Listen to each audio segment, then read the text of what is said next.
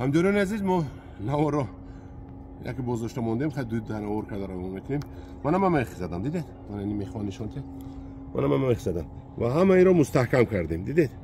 سه تاگی چهار تاگی میخ زدیم. اکنون گردش من با لطه سالا کردم میپیچونم.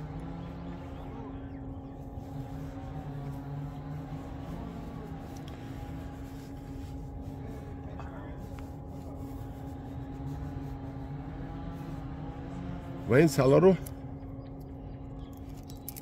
با سکوچ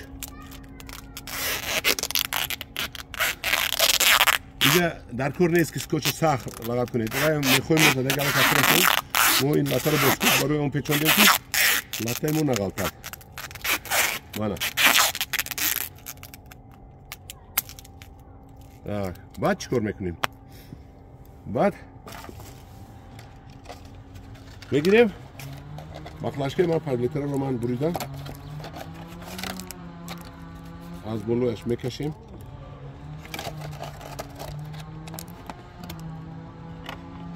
انا نفهم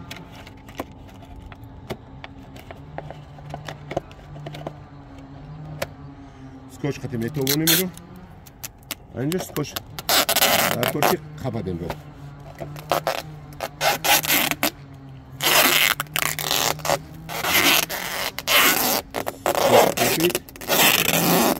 او گیرد با گیرد رو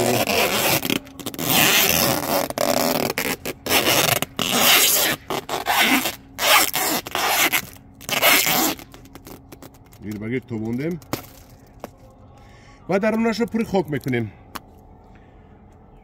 کنی پریسر هیت که من هم درون این رو پوری خوکی نامدار میکنیم.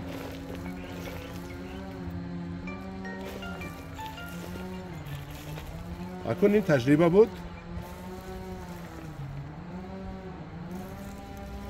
این البته نباید برآمدگی بود اما درست‌تر شد. خیلی کنی ایستاد چی خیلی میشه. انا هم خیلی اکن مو تو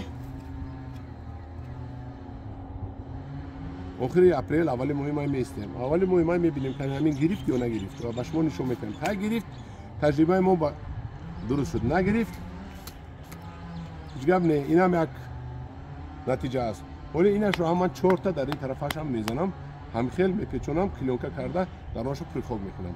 انا هم درون نظیر این بود پیوند چهارمغز. در پناه خدا باشید.